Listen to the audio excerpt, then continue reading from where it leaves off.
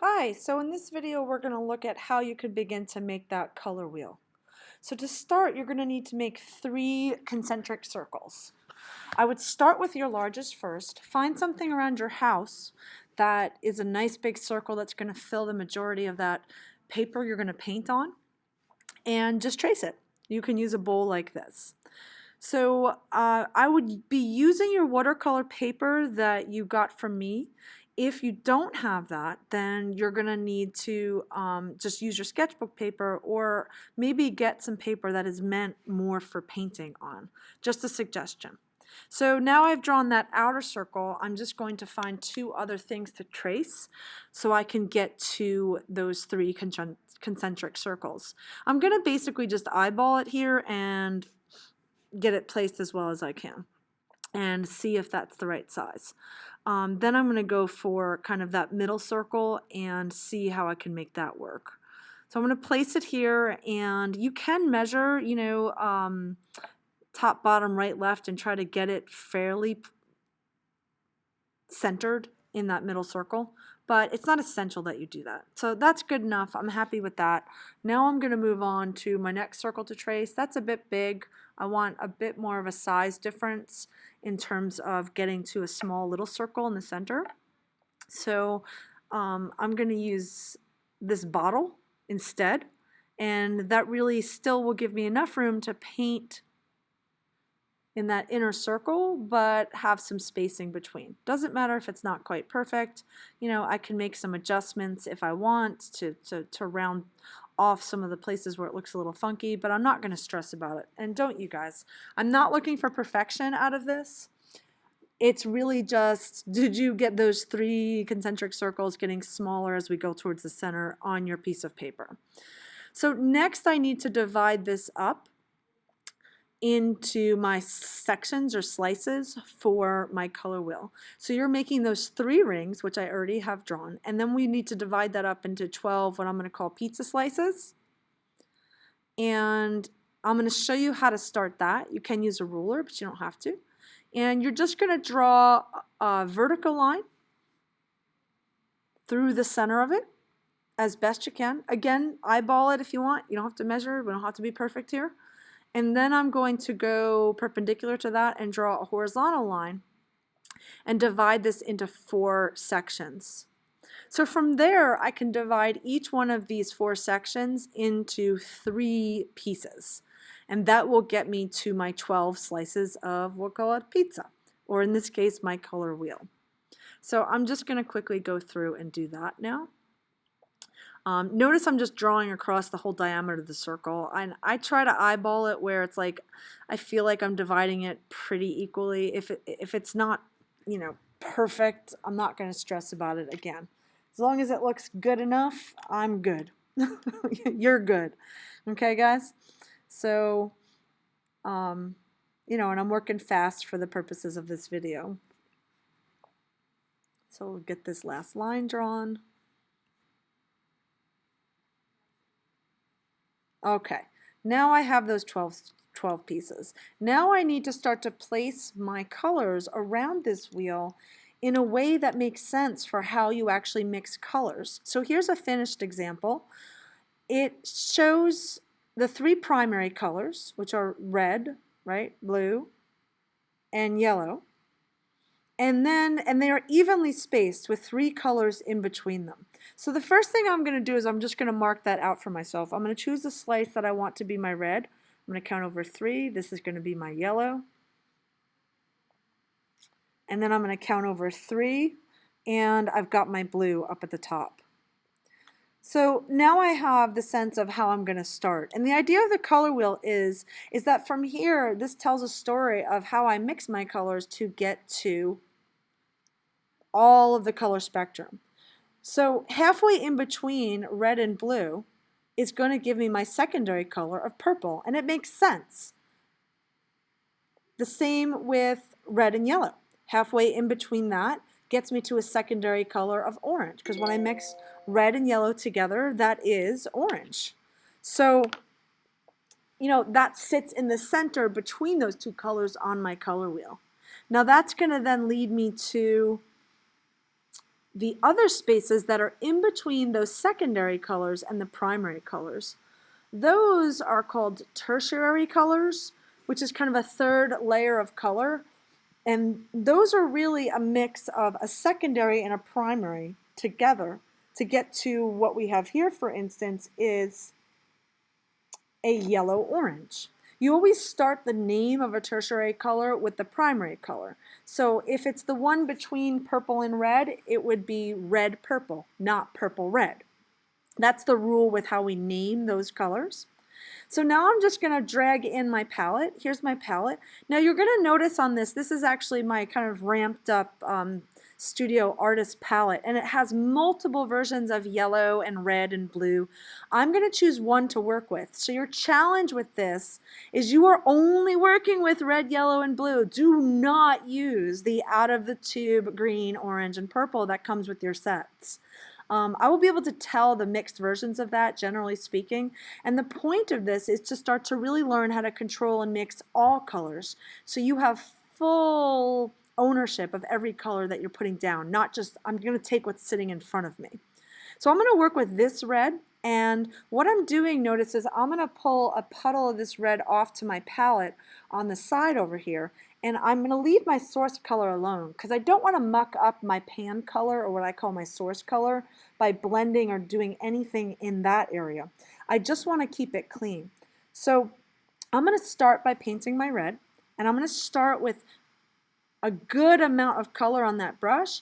I really want that outer layer. So the goal is this outer layer of your color wheel is going to be the darkest value, and should be the most pigment. So I'm painting really quickly again for you guys, but you know, as I'm looking at this, it's a little bit thin, a little bit light, so I'm going to pick up a little bit more pigment from my source color and lay it in here and just go back in for a second coat and layer to really, again, ramp up the intensity and value of this color sitting on my paper. So again, the outer ring is going to be your darkest value, and then as I move in towards the center of my color wheel, I really want that to become lighter and lighter. And that is going to give you a good sense of the qualities of all the colors you're going to create for this color wheel. So all I'm going to do is off to one side add a little bit more water to my red and thin it a bit. If I've gotten it a little bit too rich like it is right now on my paper, I've got my paper towel handy again. I can clean off that excess water and paint off my brush. Maybe I add a little bit more water and kind of lift some of that color. So I really, again, see that value change as I paint this second piece of this pizza slice. So each pizza slice is one color. We're just changing the value with each pizza slice.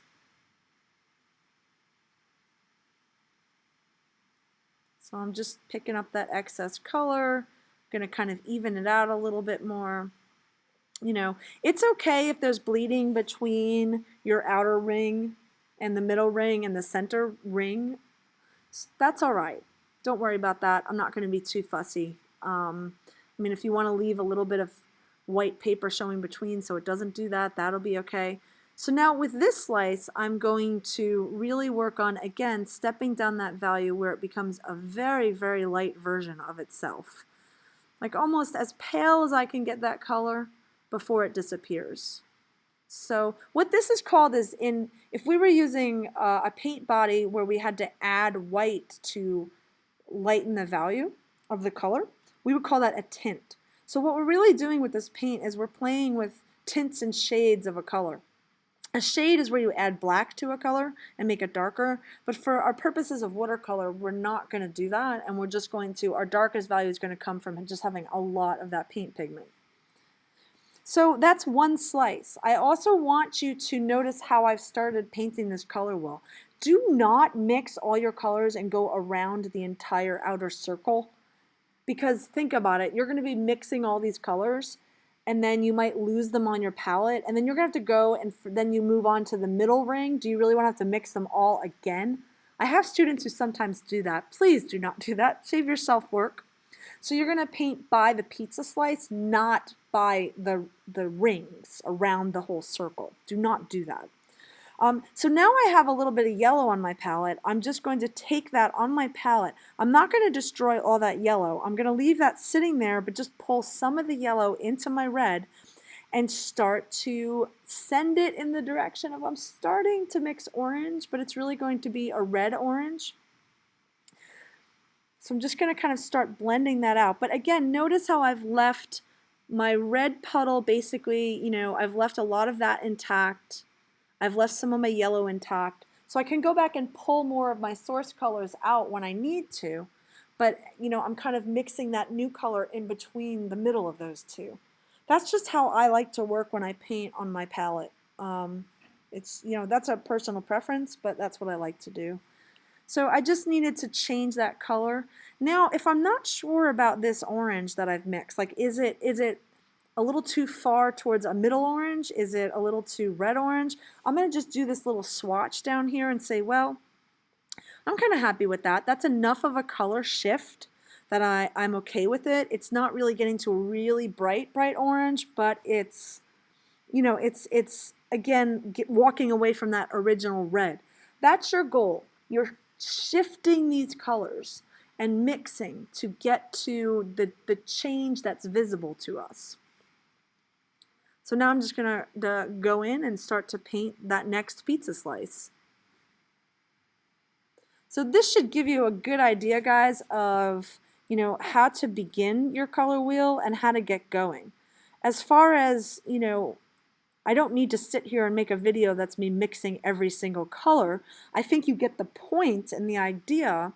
But this is such a valuable thing to do as you really consider what it is truly to paint. Not just kind of, oh, here's my Crayola colors and I'm just going to mess with all these colors. It's like, this is what painters do. They mix their own colors, they blend, and they really start paying attention to subtle changes that you can have happen with color. Oftentimes with these tertiary colors, you don't see the real difference until you get to some of the tints and the shades. So I've added a little bit more yellow into this just because it, as I tinted this out, I noticed like, it's not quite where I want it to be. And of course, it's hard to see. There's a reflection from the water in the camera, what this really looks like. But as it dries, I'll start to get a better sense. So I'll just finish kind of applying this so you can see what's going on with this color. Again, the question to ask yourself is, have I introduced that primary, that new primary, that second primary color enough that I'm seeing that color change? And the answer here is yes. So I'm going to finish that lightest little piece of the slice. Maybe I don't like those little, end of the brush strokes. I'm just going to lift some of that color. And so up close, you can really see the difference in these colors, and especially in that middle belt where the value is getting much lighter. You can really see the kind of the yellow, the orange starting to happen in this red-orange color that I've created. So then you would just move on to take on your palette that red-orange that you've mixed, and I'm just going to pull in more yellow and start working up the orange. But how you actually decide to work on this is really up to you. Sometimes some of you decide you want to do the primary slices first and then the secondaries. It really doesn't matter, guys. It's really the process and how you start to figure out how you want to paint. It's really just what works for you and what's comfortable. The goal is that you can do this, not that you copy the way I do it exactly. Even how I'm holding my brush and moving my brush, that's up to you. That becomes personal preference. You'll watch 20 people paint, and the way that they work that brush on that paper is 20 different ways. Nothing wrong with that. That's just all part of the process of what you guys are learning how to do. So I'm going to put a second layer of this orange on here just to really build it up. But then I'm going to let it settle into the paper and kind of see how it's doing. Sometimes you just need to let the paint rest and settle in, and it will start to spread over. So here's this idea of just